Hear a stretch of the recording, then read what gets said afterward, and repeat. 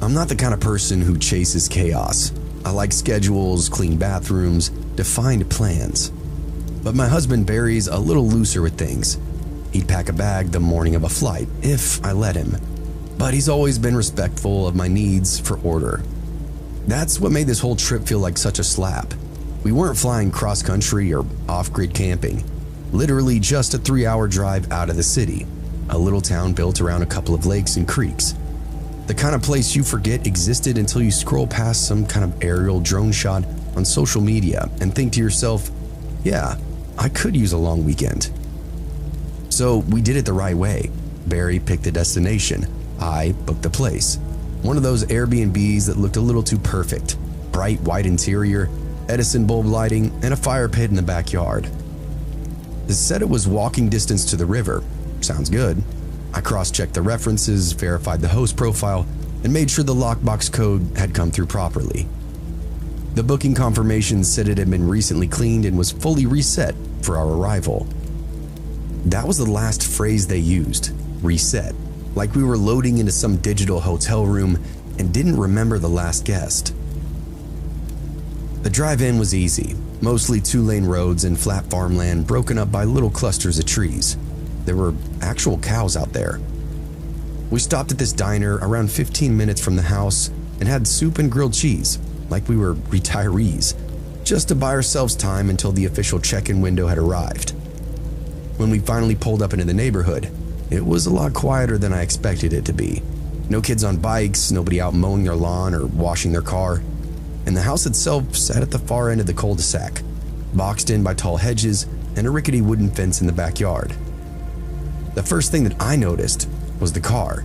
Not the one we drove in with, but the other one parked at the curb. Sleek, silver, clearly newer than anything else on that street. The hood was dusted over though, and pine needles were stuck to the windshield like nobody had even bothered to move it in days. I remember saying, "Do you think somebody's still here?" Barry just shrugged and got out to stretch. I didn't like that. I don't shrug things off like that either.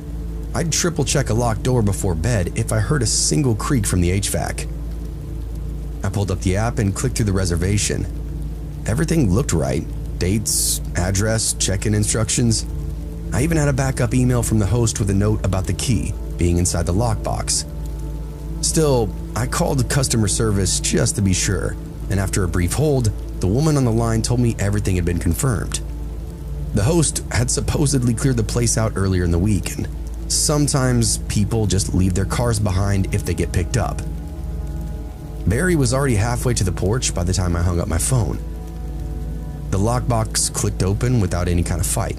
Inside was a single brass key, old school, a little tarnished around the ridges. Barry held it up like he just won a prize and then slipped it into the knob.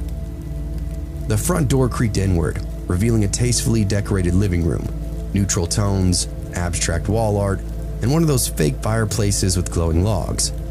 It looked like it was designed to look clean, without any kind of personality. And at first glance, it did look exactly like the pictures I saw before. Still, I stepped in slowly. The air wasn't stale exactly, but it wasn't fresh either. Like somebody had opened up all the windows earlier in that day and then shut them again just before we arrived. Barry walked in, called out a friendly hello, like we were visiting old friends or something. Of course, there was no answer, just the gentle hum of a ceiling fan and the faint click of a wall clock. We brought in our bags and cooler, moving room from room. Kitchen, dining area, guest room, and bathroom. It all looked fine. I kept waiting for something to jump out though. Clothes on the floor, dishes in the sink, a door that wouldn't open. But it was quiet. But there was just something about it, something gnawing at me. The staging felt far too perfect, like it had been reconstructed, not just cleaned. But I tried to shake the thought. Barry lugged the cooler into the kitchen while I wandered down the hallway. He called for me a minute later, voice sharp. "Babe, you gotta see this." I came back and found him standing with the fridge door wide open. Inside, it wasn't empty, not even close.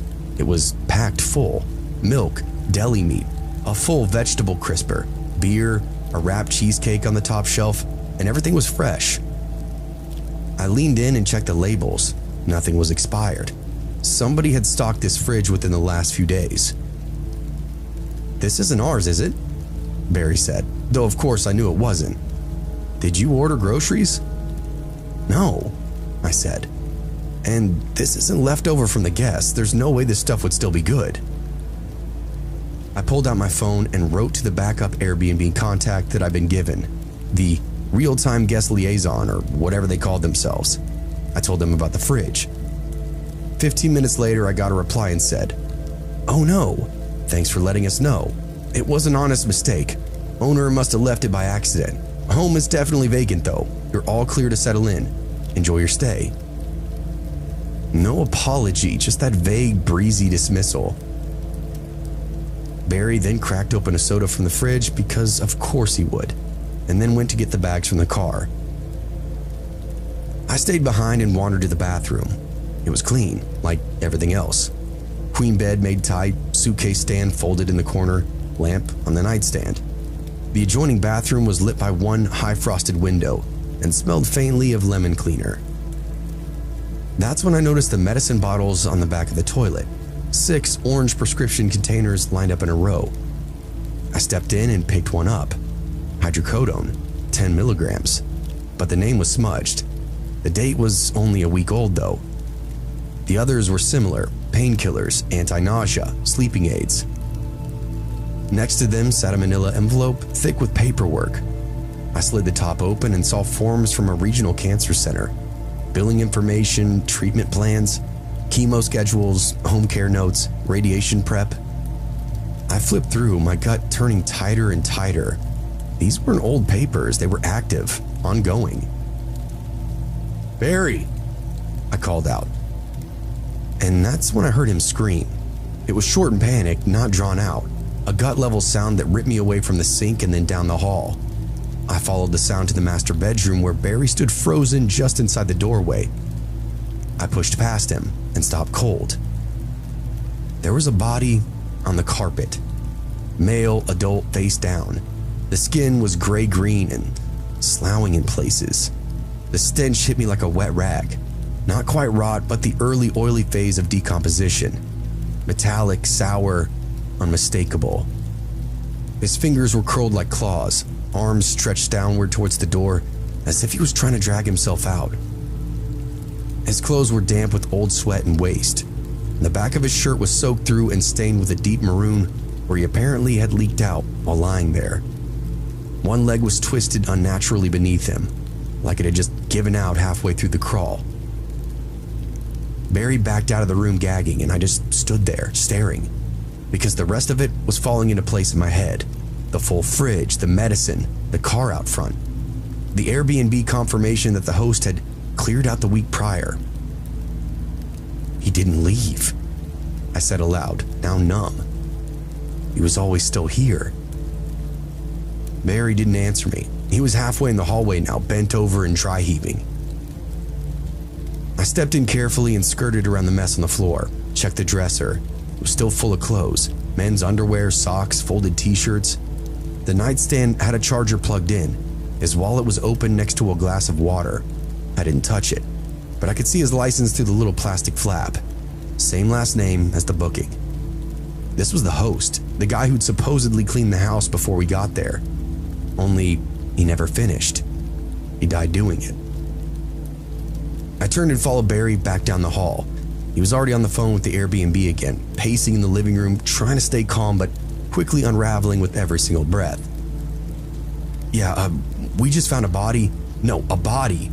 It's in the house you said was clean and empty. No, this isn't like the fridge. This is a man's corpse literally rotting in the back bedroom." I stood in the middle of the kitchen and just stared at the counter, willing my thoughts to line up.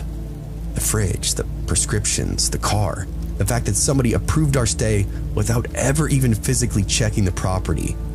The fact that we've been dismissed twice by customer service people who clearly didn't verify a fucking thing. There was no malice or conspiracy, just negligence, the kind that gets people hurt.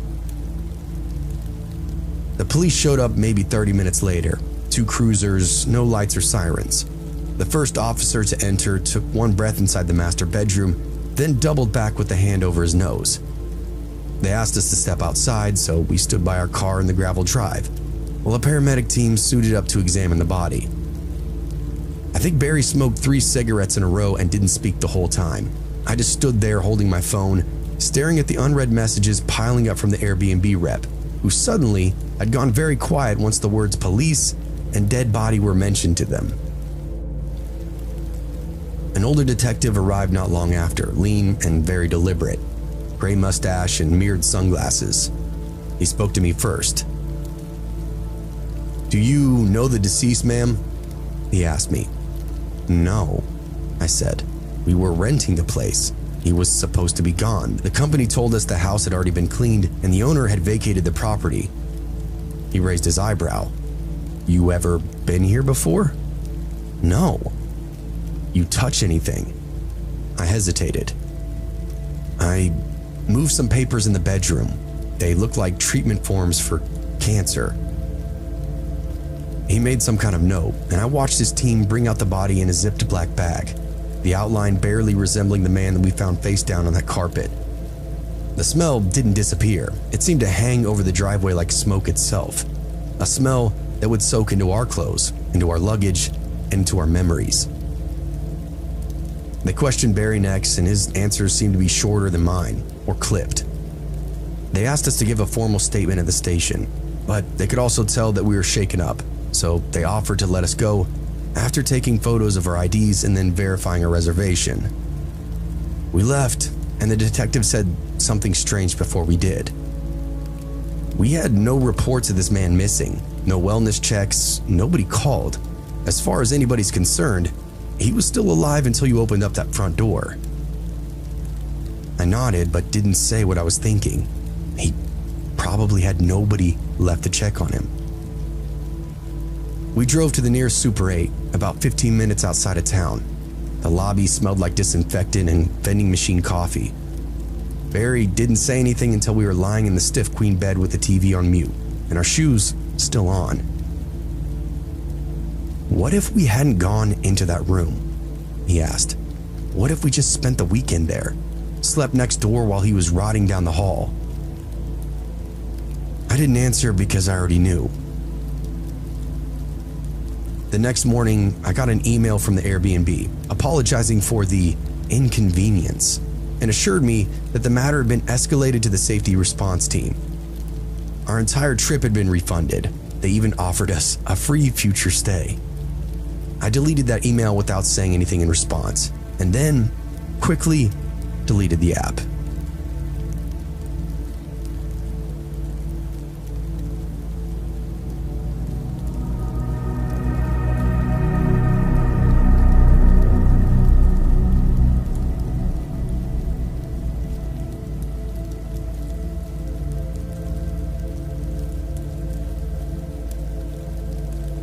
I flew out for a tech conference, but if I'm being honest, the real plan was to stretch it into a little coastal vacation. Conference stuff was 3 days long, but I took 6 off total, with the back half of the trip wide open. No meetings, no emails, just sun and some space. It was February in New York, and I was sick of stepping over black slush and dodging subway coughs. I needed a reset. The Airbnb was a modern bungalow just outside of LA, Venice adjacent, they called it. Little house tucked between bigger ones, right near the beach. Photos showed some hardwood floors, a full kitchen, sleek appliances, one queen bed, and a desk by a picture window. I figured it was the perfect base. I'd hit the panels and breakout sessions, maybe network a little, then disappear into the boardwalk crowd and get a few drinks, talk to some women, hubba hubba, maybe take 1 or 2 back if the vibe was right. When I landed at LAX, everything ran smoothly. The Uber picked me up at the curbside. Nice driver, knew the shortcuts. The check-in instructions were detailed and easy. Lockbox by the side gate, code included in the app, key inside. I got in around 2 in the afternoon. The place looked just like the photos, clean, bright, and smelled like fresh paint and citrus. I unpacked right away because I always do that. Call it compulsive, but I like knowing where my stuff is. I had a roller bag and a backpack, both of which I emptied into drawers and closets within the next 10 minutes. My laptop and camera went on the desk. My wallet, keys, and conference badge landed on the kitchen counter. I noticed there was no other personal clutter, no toothbrushes, no coats hanging near the door, no signs that anybody lived here. But that's the way I like it. I mean, I'm renting the place, not borrowing somebody's house.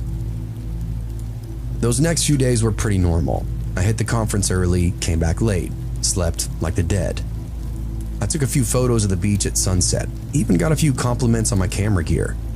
But on the third day, once the conference was almost over and my schedule loosened up, I started noticing these little things. Doors ajar that I already closed, stuff out of place. I quickly told myself that I was imagining it, but I wasn't. Something was not right in that house. I started with the bathroom door. I remember closing it after my shower, habitual, because I didn't want the steam to escape. I had some shirts hanging in there. But when I came back later that night to brush my teeth before bed, it was now standing wide open. Not halfway, not nudged open. Open, fully. I chalked it up to some kind of draft. The place did have a lot of windows, and I'd had the front one cracked earlier, so that had to be it. But then it was the bedroom closet, and I never used those things. It was too easy to forget things in a rush.